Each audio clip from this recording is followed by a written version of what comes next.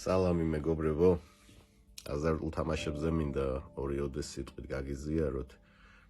სულ 1-2 საათის უკან მოკლედ ჩემი ძალიან ახლობელი ადამიანი მწერდა მოსაკითხად და ეგრევე მივხვდი, რომ მოსაკითხად არ მწერდა, ანუ 100%-ით ვიყავი დარწმუნებული, რომ 40 წუთში 1 საათში თხოვდა, რომ აი თანხა ხო არ გაქვს ჩამირიცხეო. და საიდან მაქვს ხო ეს გამოცდილება, უდესღაც მეც ვაკეთებდი ამას, რომ აი ჯერ მოიკითხავ ადამიანს, როგორ ახარ აშვები, სად დაიკარგე. ეგრე უნდა დაკარგვა რაღაცეები, არა და საერთოდ ფეხებზე რო კიდიან დროს ის ადამიანი, მისი მდგომარეობას, როგორ არის, რა შვება და ასე შემდეგ. ნუ რა თქმა უნდა, ეს თანხა არ მივეცი დღეს, უარი უთხარი, არა იმიტომ, რომ ან პატივს არ ვცემ, ან არ მიყვარს, პირიქით რომ მიყვარს, მაგითო უთხარი უარი.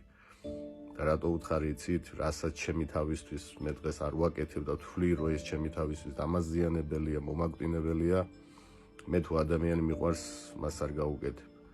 ამას გამოჯამთელებაში ეძახიან სუფთა ხელების პრინციპს. რამდენჯერ დაურეკიათ, რომ თუნდაც ლომკაში იყო ადამიანი, უარი მithქვია, წამლის ფული არ მემიცია, საჭმელს უყიდი, სიგარეტს უყიდი, შუქის ფულს გადაუხდი. რავი, ყველაფერს დავეხმარები, ოჯახში დავეხმარები, მაგრამ ნარკოტიკი, ამაში სასმელი ფულს არ მივცემ ადამიანს. იმიტომ რომ მე არ ვაკეთებ ჩემი თავისთვის, იმიტომ ვიცი, რომ ეს ცუდია, ვიცი, რომ ეს ადამიანს კლავს და უბრალოდ არ მინდა პასუხისმგებლობა ავიღო ადამიანის სიკვდილში.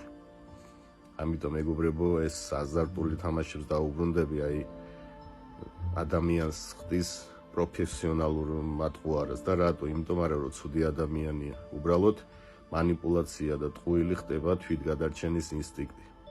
და ბოლოს როგორ არის, ნენელა ჯერ ატყუებს შენს სამსახურში პირობითად გარე სოციუმს, მერე ვიწრო სოციუმს, მერე სოციუმი უფრო ვიწროვდება, მერე გადადიხარ ოჯახის წევრებზე.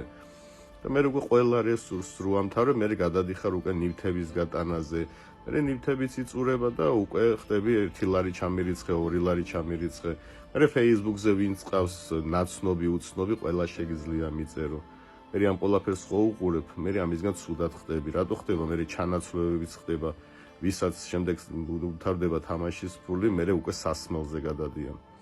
ამიტომ მეგობრებო, ამ წრეს დასასრული არა აქვს და ვინც იტანჯებით ამ წრეში, ძნელია მარტო ამ წრიდან გამოსვლა, როგორც საზონარო დარბის რაღაც ბურთში ზუსტად ეგეთი არის. ირბენ სამუდამო დაუსრულები. ამიტომ ვინც იტანჯებით ამ მდგომარეობაში, ითხოვეთ დახმარება.